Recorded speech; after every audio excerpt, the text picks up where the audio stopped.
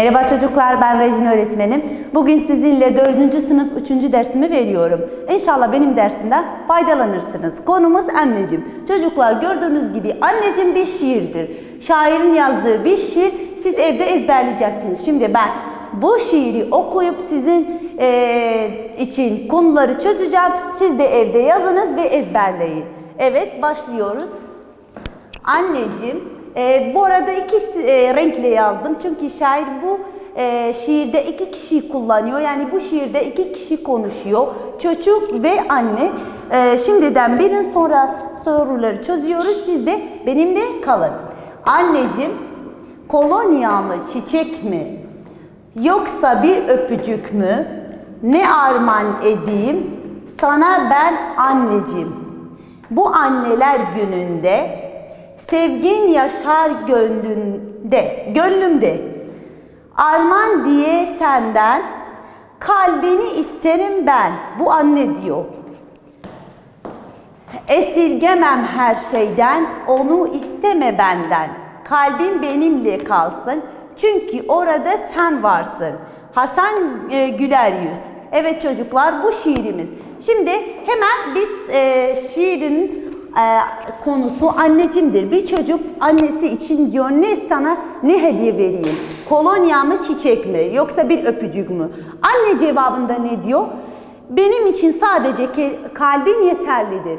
Burada çocuk diyor, bunu esirgeme benden, bunu isteme benden. Her şeyi isterseniz veririm ama kalbimi vermem. Neden?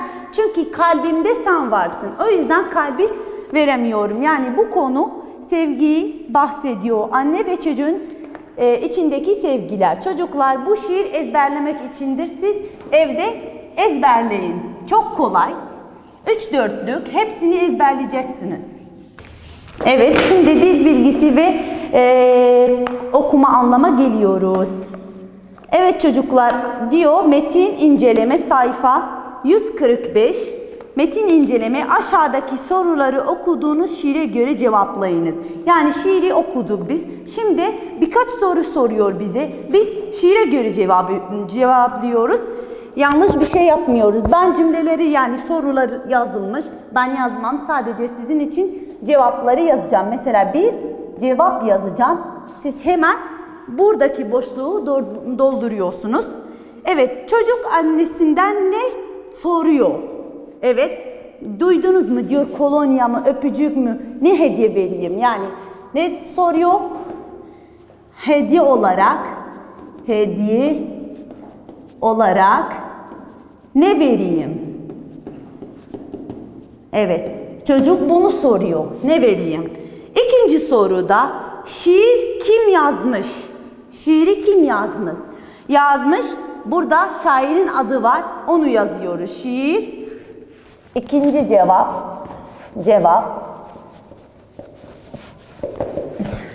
yazıyoruz. Şiiri Hasan Güler Yüz. Evet, bunu da büyük yazıyoruz.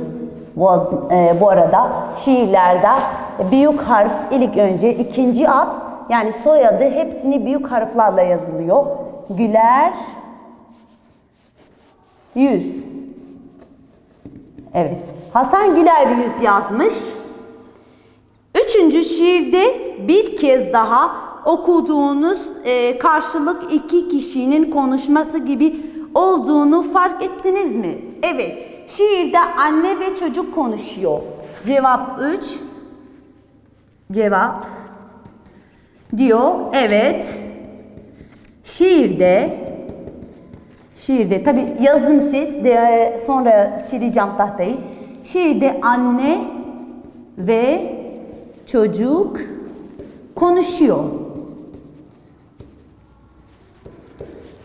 Evet, dördüncü soru, anne ve çocuğun şiirde konuşmalarını kendi cümlelerin aşağı yazınız. Çocuklar, dördüncü cevabı 4.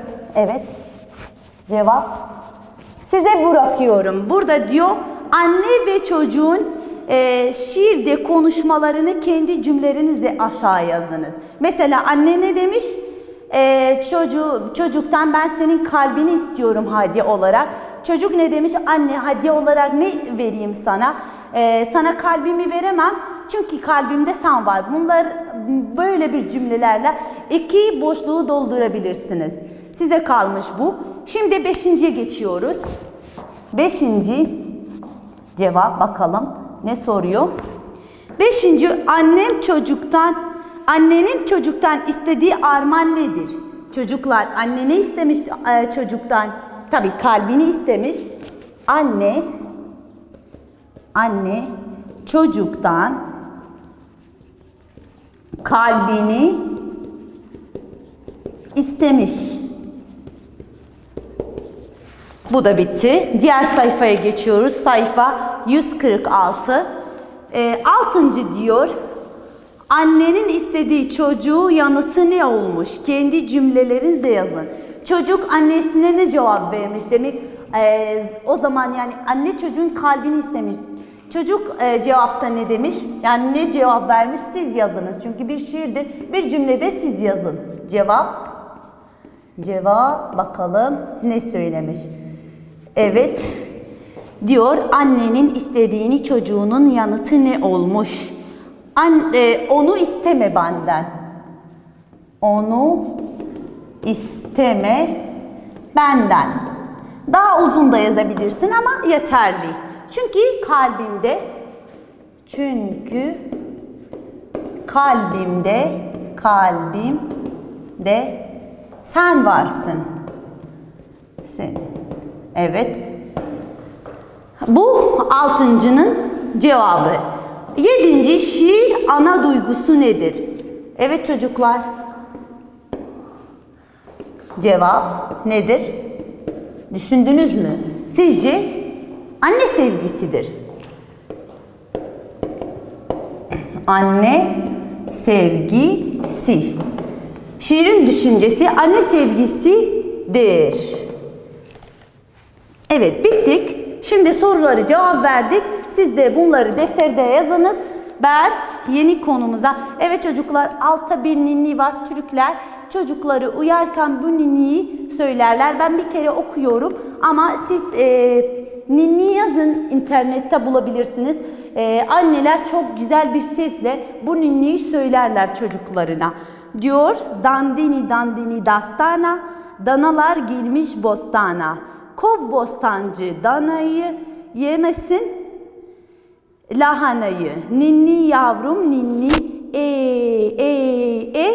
Sonra bahçeye kurdum sallanacak, eline de verdim oyuncak. Benim yavrum uyuyacak, uyuyup da büyüyecek. Ninni yavrum ninni Bunlar biz nasıl annelerimiz küçükken bize ninni söylerler bizim dilimizle. Türkler de çocuklarına bu ninniyi çok söylerler. Evet şimdi çocuklar hemen dil bilgisiye geçiyoruz. Sayfa 147. Birkaç cümle verdi. Ben okuyacağım. 1. diyor aşağıdaki dizilerde koyu yazılan sözcüklere dikkat ediniz. Koyu yazılmış. Yani yine ben başka bir kalemle koyu yazılarını yazacağım. Siz dikkat ediniz bakalım aklınıza ne geliyor. Evet yazdınız mı umarım? Yazdınız umarım.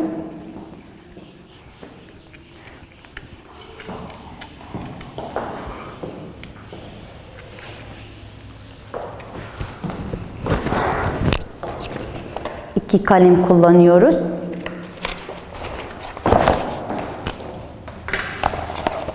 Birinci diyor, sana ben anneciğim. Sana ben anneciğim.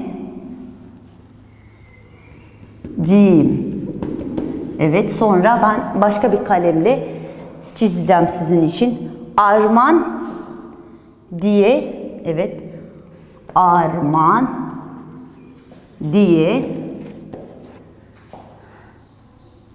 evet, armağan, evet, armağan diye senden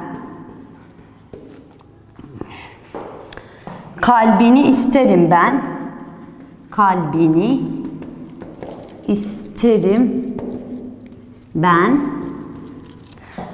4. Onu isteme benden. Onu isteme benden. Kalbim benimle kalsın. Kalbim benimle kalsın. Evet. Çünkü orada sen varsın. Çünkü orada sen varsın. Evet, sen varsın. Diyor yukarıdaki koyu yazılan sözcükler hangi adlarının yerine yazılmış söyleyiniz. Bakalım. Ben altını çizeceğim. Mesela burada ben, sen, kalbim, ben yine. Onu isteme benden. Yani kalbim benimle kalsın. Çünkü orada sen. Evet çocuklar, burada ben. Sana ben anneciğim. Bu ben kime gidiyor? Çocuğa. Çocuk. Çocuk yerinde kullanılmış ben. Çocuk diyor, sana ben anneciğim. İkincisi armağan diye senden. Senden yine sen burada çocuk için geçerli. Çocuk. Niye? Çünkü anne çocuğa diye, armağan diye senden, yani çocuktan. Kalbini isterim ben. Burada ben anneye gidiyor. Anne. Neden? Anne ne istiyor çocuk? Kalbini. Çocuğun kalbini isterim. Anne diyor. Ben. Ben kimdir? Annedir. Onu isteme benden. Ben burada çocuğu ifade ediyor. Çocuk. Neden? Çocuk ne diyor? Onu isteme çocuktan. Anne, ey anne onu isteme çocuktan.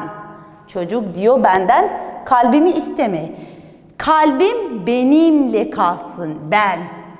Bu da çocuk. Evet, bu bende çocuğa gidiyor. Son cümlemiz çünkü orada sen varsın. Sen kime gidiyor? Anneye. Anne yerinde kullanılmıştır. Onu çünkü orada anne var demek istemek şair. Çünkü orada anne var.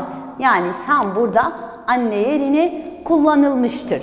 Çocuklar şimdi size şahıs ekleri yazacağım. Teklik ve çoğulumuz var. 6 tane. 3 teklik, 3 çoğul. Evet. Birinci kişi teklik, çoğul. Evet, çoğul yani çok. Teklik bir tane. Birinci kişi nedir? Ben. Ekimiz nedir? Ben. Şimdi ben böyle. İkinci kişi yani o da teklik nedir? Sen. Sen. Öyle işaret ediyoruz. Üçüncü kişi kimdir? O. Uzakta gördüğün bir çocuk. O demek söylemek istedi. Şimdi birinci çoğul. Birinci çoğul kim? Biz.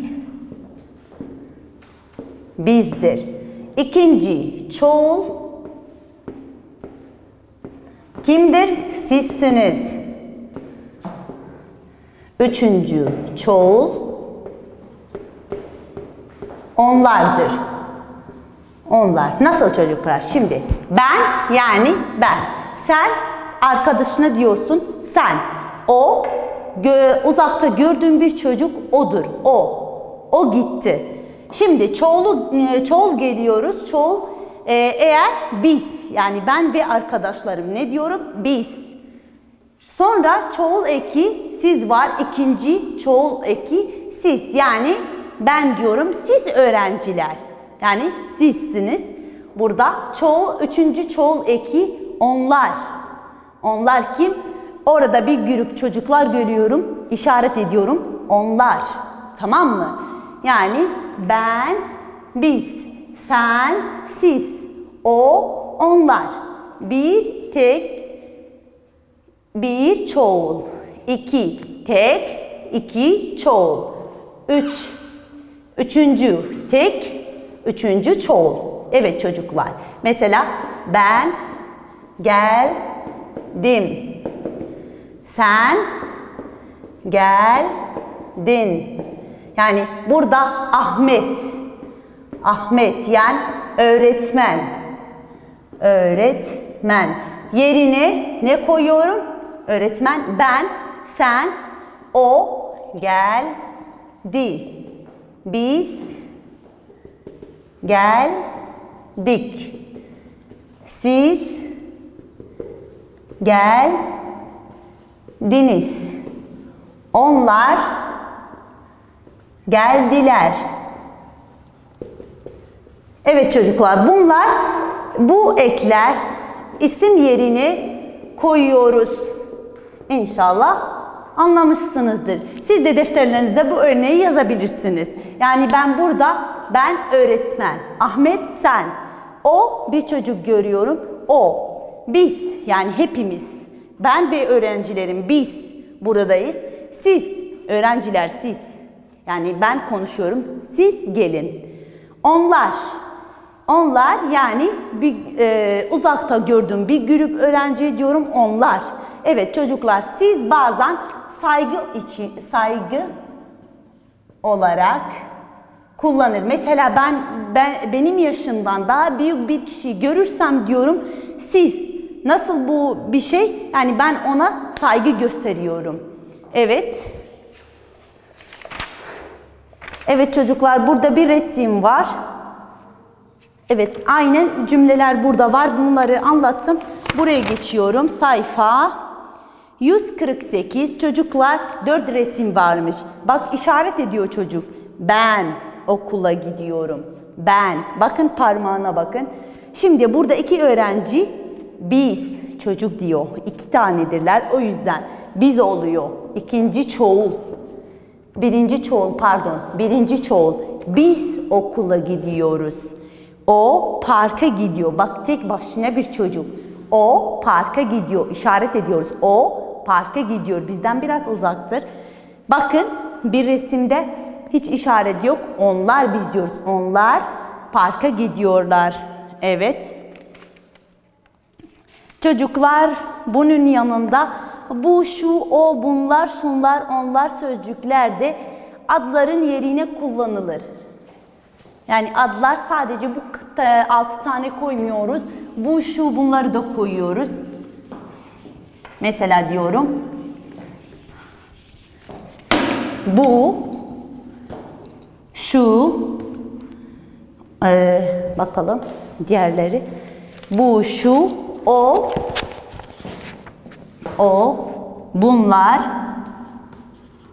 şunlar. Evet. Çocuklar nasıl? Mesela diyorum. Bu. Evet 1. sınıfta aslında aldınız. Böyle koyuyoruz. Bu kalem. Şu silgi. Bunlar kitap. Bak. Şunlar yazı. Böyle işaret olarak kullanabiliriz bu ekleri. İsim yerine koyabiliriz bu ekleri. Evet çocuklar şimdi size yeni konu okuyorum. 150 sayfasını açın. Konumuz ulaşım araçlar. Ben şimdi okuyorum, siz de benimle takip edin. Ulaşım araçlar yani bizim arabamız, bisikletimiz ya tren, uçak bunları diyoruz ulaşım araçlar. Bakalım hikaye nasıl gidiyor, kimin üzerindedir? Bu paragraf sayfa 150-151. Benimle takip edin. Servet trenle dedesinin köyüne gidiyordu. Trenin tekerleklerinden çıkan sesler uykusunu getirmişti. Uykulu gözlerle trenin penceresinden dışarıya bakıyordu. Bir de büyük bir gürültü duydu. Sesin geldiği yeri aradı. Yüzü gülmeye başladı. Uçak alçaktan uçuyordu. Servet uçağı izlemeye çalıştı. Ama ancak uçak kısa bir süre içinde gözlerinden kayboldu. Uçağın hızını düşünen Servet yanında gazete okuyan babasına, diğer sayfaya geçiyoruz çocuklar buradan. Babacığım, dedemin köyüne trenle 2 saatle gideceğimi söylemiştin. Eğer uçakla gitseydik kaç saatte giderdik dedi babası. Kesin olarak bilmiyorum yavrum ama öyle sanıyorum ki 15-20 dakika geçmezdi. Öyleyse dedemin köyüne uçakla gitseydik şimdi dedemle meyve bahçesinde oluyorduk değil mi? Evet yavrum. Servet bu konuşmalardan sonra uçağın gelişmiş bir ulaşım aracı olduğunu düşündü. Yani uçak nedir? Gelişmiş bir araç. Niye? 2 saati 20 dakikaya indiriyor. Evet. Şimdi neredeydik? Pardon ama... Evet, bu konuşmaların sonunda uçağın gelişmiş bir ulaşım aracı olduğunu düşünmüş. Uçak varken trenle yolculuk yaptığı için üzülmüştü. Ama köyde hava alanı olmadığı için uçakla gidemezlerdi. Bunları düşünürken trenin penceresinden dışarıya izlemeye devam ediyordu. At arabasıyla tarlaların giden bir köylüleri gördü. Birden dedemin köyüne at arabasıyla ne kadar zamanda giderdik diye düşündü. Trenle yolculuk yaptığını sevindi. Tren onları dedesini at arabasını daha çabuk götürecekti. Yani burada bir çocuk ve babası var. Yolculukları vardır. Bunlar nereye gidiyorlar? Dedenin köyüne gidiyorlar. Köy uzaktır. Baba ve çocuk bir trenle gidiyorlar çocuklar. Trende çocuk trenin tekerleklerine bakarken uykuya dalmış ama birden ne görmüş? Bir uçak görmüş. Çok sevinmiş. Uçağı takip etmek istiyor ama uçak çok hızlı diye kayboluyor gözünden. Sonra babasına soruyor. Baba biz trenle 2 saat gidiyoruz. Eğer uçakla gitseydik kaç saate giderdik? Diyor 20 dakika tam bilmiyorum. Çocuk üzülüyor. Neden? Çünkü eğer uçakla gitseydi şimdi köyde olurdu. Ama tren daha yavaş olduğu için 2 saat beklemesi geliyor. Sonra düşünüyor, bir at arabası görüyor. Diyor eğer ben at arabasıyla gitseydim şimdi yani daha geç dedeme ulaşırdım. Bu yüzden trenle yolculuk ettiği için çok mutlu. Evet çocuklar, konumuz ulaşım araçlardır. Ulaşım araçlar günümüzde çok var. Ama en iyi ulaşım araç, en hızlı ulaşım araç şimdilik uçaktır. Tabii roket de var ama roket uzay için kullanıyor. Ulaşım araçlar. Ulaşım, evet. Ulaşım araçlar. Evet, kitapta birkaç ulaşım araç var. Ben size göstereceğim. Bakın bunlara diyoruz ulaşım araçlar çocuklar. Araba var, traktör var, gemi var, tren var, at arabası var, bisiklet var ve uçak var. Bunlar hepsinin ulaşım araçlardır. Burada bize birkaç tane boşluk verdi. Sizin ülkenizde ya sizin aklınıza gelen 6 tane 1, 2, 3, 4, 5, 6. 6 tane yazınız. Mesela burada en çok araba var. İkincisi bisiklet var. Bisiklet. Üçüncüsü motor var. Motor. Ve dördüncüsü çocuklar uçak da var. Uçak. Bir de at arabası değil eşek arabasımız var. Eşek arabası. Arabası. Başka ne olabilir? Trenimiz yok tabii ki. Araba var, bisiklet var, motor var, uçak var. Eşek arabaları var. Bir de gemimiz yok bizim. Roket de yok burada. Evet, traktör var. Kamyonlar var. Bu traktör. Kamyon büyük arabalara. Mesela traktör yazacağız. Traktör. Ya da kamyon. Başka? Kamyon. Kamyon. Resmini göstermek isterdim ama yanımda yok. Siz internette kamyon yazınız. Kamyonlar büyük arabalar. Eşya taşıyorlar aslında. Otobüs gibi büyük, daha da büyük aslında otobüsten. Evet çocuklar.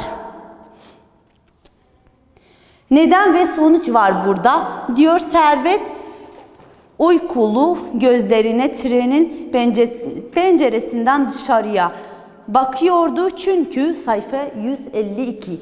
Bu pembe, bu çözüyoruz bu soruyu. Bakıyordu çünkü bir uçak dereniden Servet pencereye bakıyordu. Çünkü alçaktan bir uçağı gördü. Yazıyorum tahtada, siz de kitaplarda ya da defterlerinizde yazabilirsiniz. Bakın birinci sorumuz. Servet uykulu gözlerine trenin penceresinden dışarıya bakıyordu. Çünkü alçaktan bir uçak görmüş. Evet. Bu birinci boşluğumuz. İkincisi diyor, bak ikinci nokta sorumuza geliyoruz. İkincisi, Servet trenin yolculuğu yaptığını sevindi. Çünkü at arabasından daha hızlı. İkinci, çünkü evet, yani kirlettik, sileceğiz. Çünkü tren at arabasından daha hızlı. Evet. At arabasından daha hızlı. Evet, bu konuyu bitirdik. Evet çocuklar, burada resimler var. Ben tahtada yazdım. Siz de evde bunları takip edin ve adlarını bilin, yazınız. Şimdi dil bilgisiye geçiyoruz çocuklar. Dil bilgisi sayfa 154. Bakın 154. Açıyorum ve okuyorum. Aşağıdaki cümleleri okuduğunuz cümlelerde geçen sıfatlar altını çiziniz. Burada 1, 2, 3, 4, 5 tane cümle var çocuklar. Bazılarında sıfat var. Onları çıkartırın. Mesela sıfat ne gibi? Ben birincisini çözeceğim. Siz diğerleri kitaplarınıza yazınız. Evet. Bir tane, iki tane çözeceğim. Geri kalanı siz halledin. Birincisi diyor uykulu gözlerle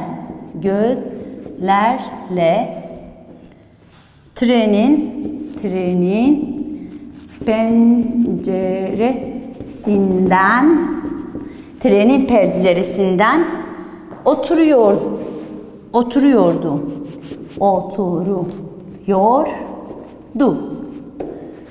Nasıl oturuyordu?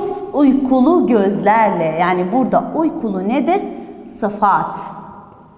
Sıfattır. Mesela güzel, çirkin, iyi, kötü, uzun, kısa. Bunlar nedir? Sıfattır çocuklar. Burada sıfatımız uykulu gözlerdir. Evet, dedemle meyve bahçesinde oturuyorduk. Dedemle meyve bahçesinde oturuyorduk. Evet çocuklar. Dedemin neresinde? Meyve bahçesinde. Tamam mı? Burada meyve bahçesi bir sıfat değil de meyve isimdir. Burada çıkartıyoruz.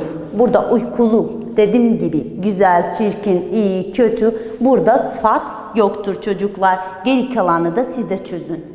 Tamam mı? Üçüncü diyor, at arabası ile tarlalara giden köylüleri gördü. Dördüncüsü, uçak kısa süre içinde gözden kayboldu. Şimdi ikinci soruya geçiyoruz. Aşağıdakiler inceleyiniz. Noktalı yerlere verilen sözcükleri uygun olanları yazınız. Çocuklar 5 tane kelimemiz var. Bu boşluklara koyuyoruz. Ben okuyorum. Siz defterlerinize boşlukları ya kitaplarınızda boşlukları doldurun.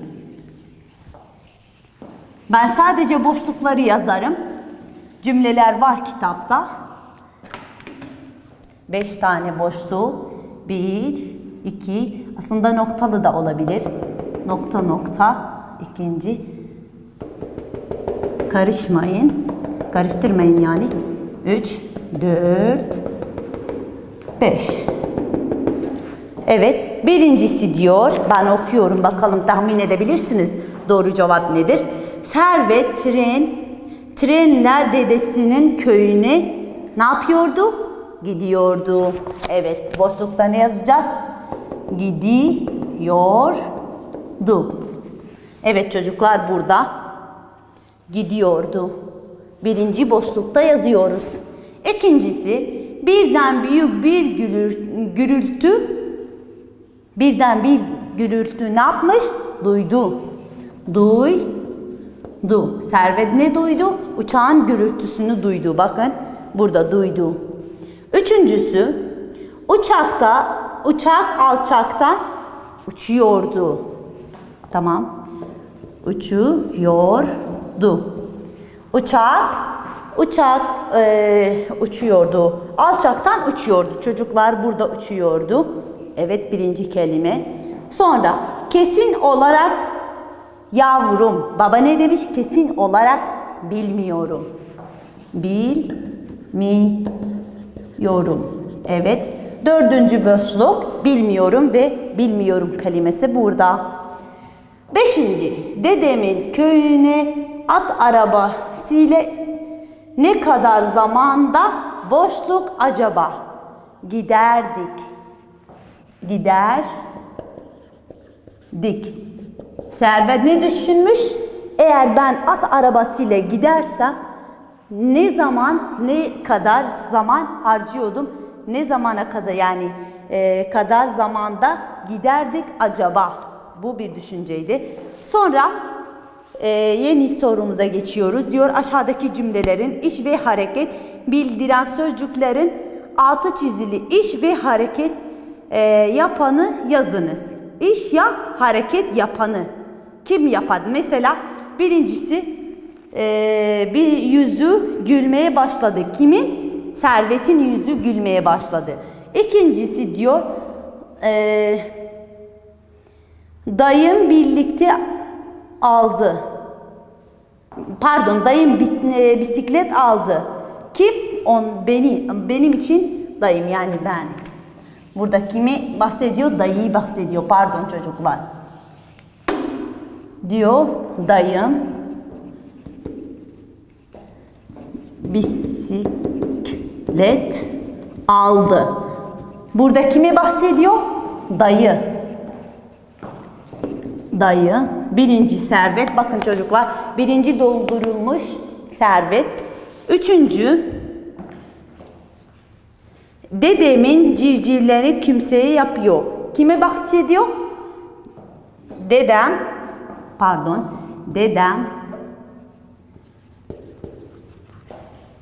civcivlere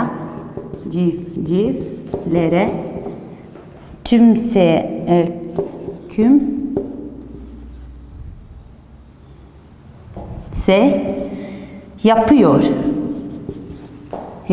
Kime bahsediyor? Dedeme. Dede. Burada kim geçiyor? Adı dede. 4. Onlar at arabasına binmişler. Onlar at arabasına arabasına binmişler. Binmişler. Kim? Onlar. Burada kişi kimdir? Onlardır. Burada onlar yazıyoruz. Son cümlemiz. Sen bahçede ne yapacaktın? Sen bahçede ne yapacaktın?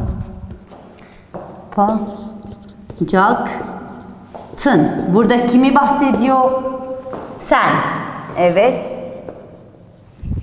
Sen bahsediyor çocuklar. Bu konuyu da bitirdik. Şimdi geliyoruz. Cümledeki sözcükler uygun kelimelerle tamamlıyoruz. Ben okuyorum, siz acele bir kalem alın, benimle yapın. Birinci diyor, babacığım, eki koyuyoruz. Birinci boşlukta babacığım,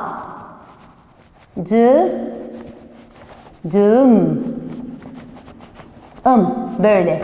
Babacığım, dedemin köyüne trenle 2 saate gideceğimizi söylemiştin.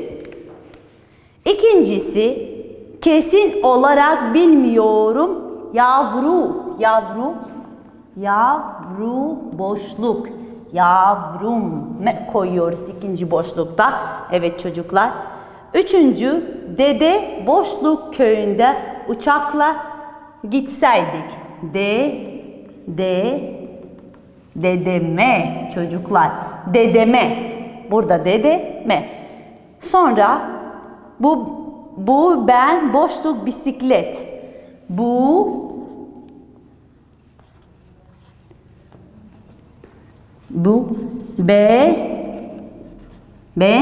ben boşluk benim. Bisiklet boşluk bu benim bisikletim. Evet, tatilim çok güzel geçti. Tatil yazmış. Tatil boşluk çok güzel geçti.